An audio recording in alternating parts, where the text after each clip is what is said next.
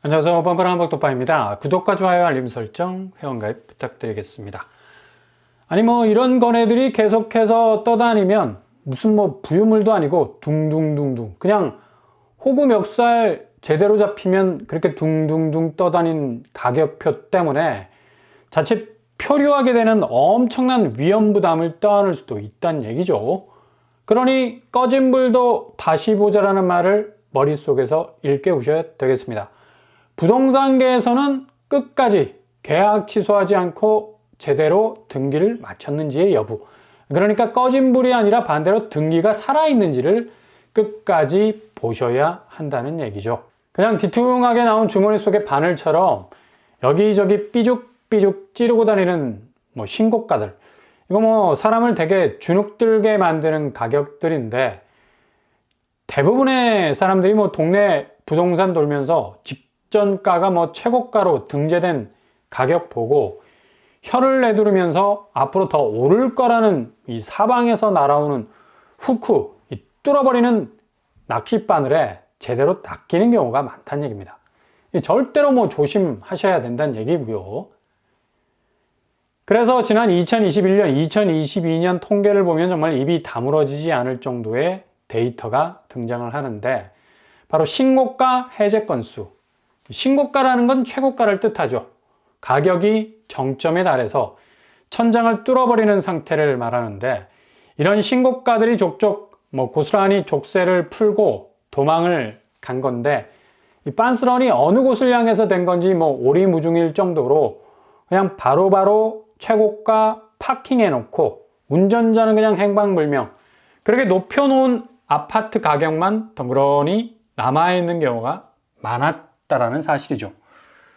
서울이 거의 절반에 이르는 44% 정도가 신고가 비율을 차지를 했는데, 해제 건수가 2021년, 2022년 통틀어서 2099건 정도가 되는데요. 해제도 무진장 많이 했죠.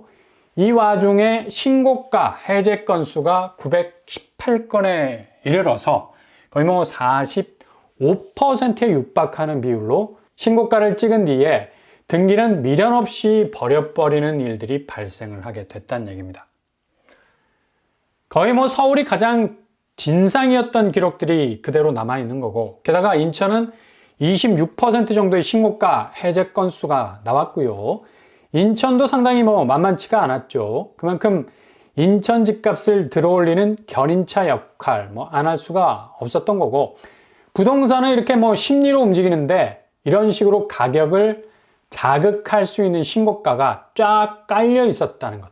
그리고 이 경기권도 23%에 해당하는 비율로 신고가 비율 대비 해제 건수가 많았다는 걸 볼 수가 있습니다.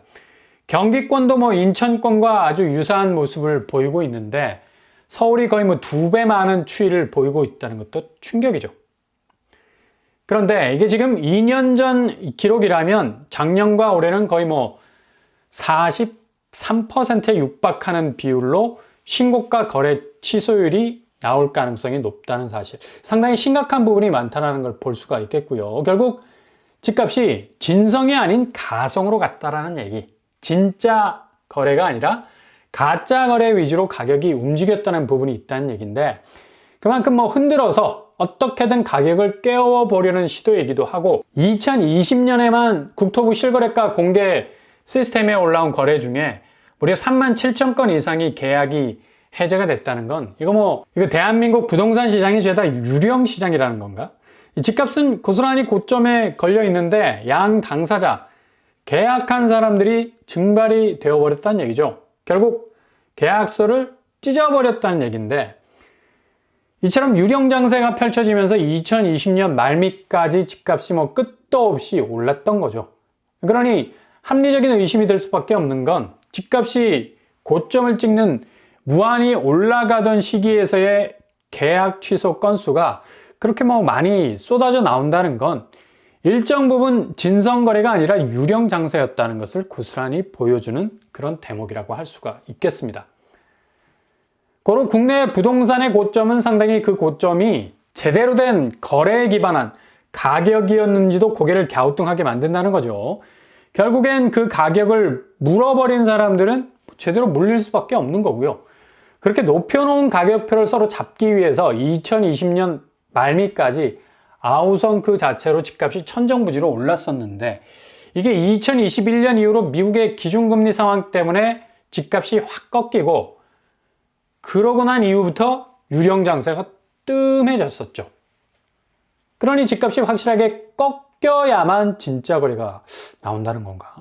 하여간 그토록 많은 급급매들이 가격을 후려치면서 팔려나갈 때는 계약이 성사가 되면 바로 등기 달기에 여념이 없었는데, 아니 솔직히 자기 집이라는 소유가 생기게 되면 바로 법적인 자물쇠로 등기를 바로 치려는 게 사람 심리 아니겠습니까? 등기 안 치면 뭔가 계약 자체가 마무리가 되지 않는 느낌이 엄청나게 드는데, 이걸 그대로 덮어두고 계약 이후에 등기라는 신호가 뜨지 않으면 무조건 이건 의심을 해봐야 된다는 얘기죠. 그러니 아버지를 아버지라 부르지 못하는 홍길동처럼 거래를 거래라 부르지 못하는 등기 없는 거래가 이렇게 부동산 시장에서 판을 치는 것도 정말로 왜곡된 시장을 만들 수밖에 없다는 얘기고요.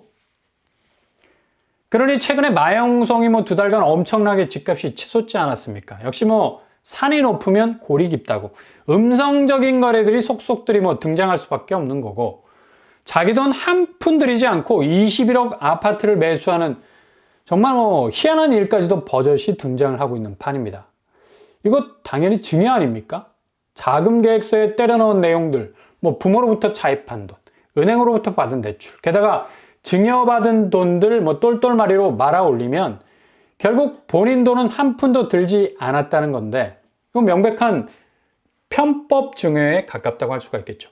이런 식으로 아파트 값을 양자간에 이 목표한 가격대로 치르게 되면 자연 그 아파트 가치는 예상을 초과하는 궤적까지 올라갈 수밖에 없다는 얘기죠. 레미안 원밸리가 8월에 60억이라는 최고가를 찍었습니다. 근데 이렇게 귀한 물건을 잡았으면 바로 등기에 들어가야 되죠.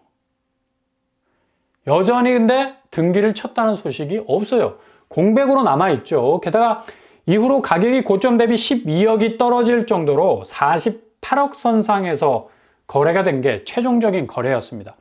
이후로는 레미안 원밸리 거래가 전혀 눈에 띄지를 않죠. 물론 개인 사정이 있어서 등기를 안 쳤겠죠. 알 수 없는 부분이지만 대체로 강남 쪽 거래가 이런 추이를 보인다는 얘기입니다. 대부분 거래가 성사된 이후로 몇 달이 지나도 등기 소식을 접할 수가 없다. 휘황찬란한 최고가만 남아있을 뿐이라는 얘기입니다. 그리고 아크롤리브 파크 역시도 최고가 8월 7일에 51억을 찍었어요. 근데 최근에 거래된 11억이 하락된 40억 거래는 등기가 바로 떴고, 신고가 51억은 아직 등기가 없는 상태죠. 물론 여기도 개인 사정이 있었겠죠. 그러나 전체적으로 50억 근처에서 왔다 갔다 했던 거래들은 대부분 공백으로 많이 남아있는 걸 볼 수가 있습니다. 대체로 등기가 안 되었다는 얘기죠. 이러니 신고가 이후의 변심으로 인해서 신고가는 고스란히 남아있게 되고 계약은 해지가 되는 경우가 빈번하게 등장한다는 것을 볼 수가 있습니다. 헬리오시티 역시도 비슷한 양상 보이고 있는 걸 느낄 수가 있고요. 신고가가 24억이었는데 공통적으로 최고점을 찍은 가격대들은 등기가 없습니다. 그리고 최근에 거래된 최고가와 가까운 거래들도 등기가 거의 없죠. 대부분 최근에 거래된 헬리오시티들 이 거래는 등기 여부가 아주 깨끗해. 그냥 여백으로 남아있는 걸 볼 수가 있다는 얘기죠. 이렇게 서울의 대장단지들 몇면을 봐도 이렇게 등기 거래가 잘 없다라는 걸 볼 때도 신고가라는 정체가 과연 온전한 모습일까라는 생각도 들고요. 그러니 8월 제일 꼭지에 있었던 서울 거래량 8,900건이 그냥 예사롭게 보이지 않는다는 얘기입니다. 결국 거래가를 높였다는 건 그만큼 수요를 흡입하는, 치열함을 더욱 한 단계 업그레이드 시키는, 자극하는 결과를 가져오는데, 8월 거래량이 역대급 높았으니까 당연히 신고가도 많이 등장을 했겠죠. 그러나 실제로 대장단지들을 뜯어본 결과 그렇게 최정상에 걸려있는 가격표 옆에는 등기란이 고스란히 비워져 있다는 것. 그러니 과연 불장이라 불렸던 8월의 거래가 진성거래가가 많았을까? 아니면 유령거래가가 많았을까? 답이 딱 나올 수밖에 없죠. 물론 뭐 등기 안 한 거래가 뭐 50% 정도 줄었다는 통계도 나오고 있지만 여전히 이런 허위 거래의 실체가 다 사라지기에는 부족한 부분들이 많다는 얘기죠. 지금 장세가 완전히 뭐 하락세로 가는 추이로 꺾이면서 거래가 확 줄어드니까 오늘 일요일 휴일 거래량은 뭐 거의 두 자릿수. 항상 뭐 거래량이 꺾였을 때부터 나타나는 현상인데 21건에 그치고 있는 걸 볼 수가 있고요.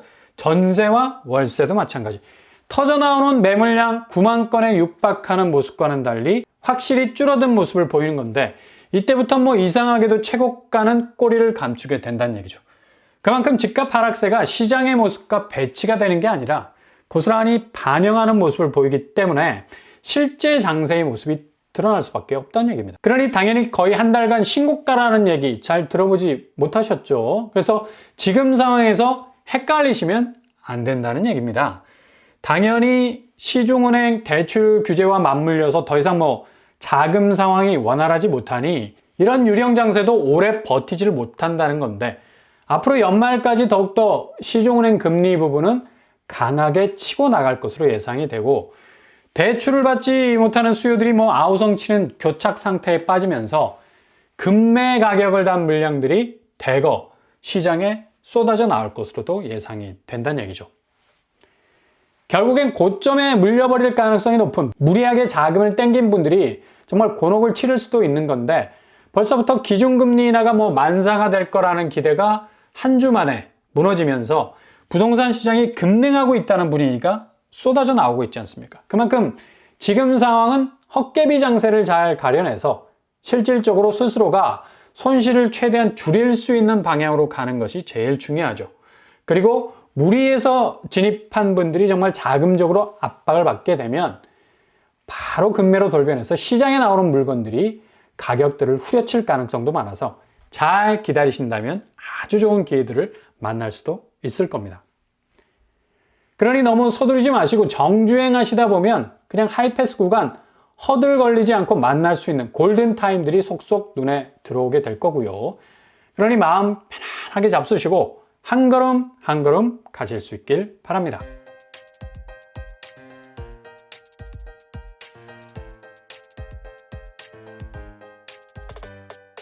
오늘의 부동산 캐릭터처 역시 유령 장세냐 진성거래냐 둘 중에 하나를 가늠할 수 있는 시기는 이미 이제 지났죠.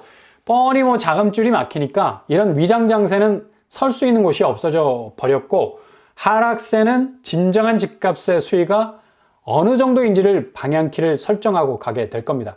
이게 가장 무주택자들에게는 호재가 될 거고 무엇보다도 흔들리지 않는 마음으로 가신다면 지금의 장세들이 스스로를 바로잡는 그런 모습을 통해서 가격선도 저점에 진입할 수 있는 소중한 기회들을 열 수 있을 것 같습니다. 그러니 너무 조급해하지 마시고 차근차근 잘 준비하실 수 있길 바랍니다. 오늘도 응원합니다. 항상 여러분의 길이 꽃길만 되실 수 있길 바랍니다. 이상으로 뻔뻔한 북두방을 마치겠습니다. 구독과 좋아요 부탁드립니다. 감사합니다.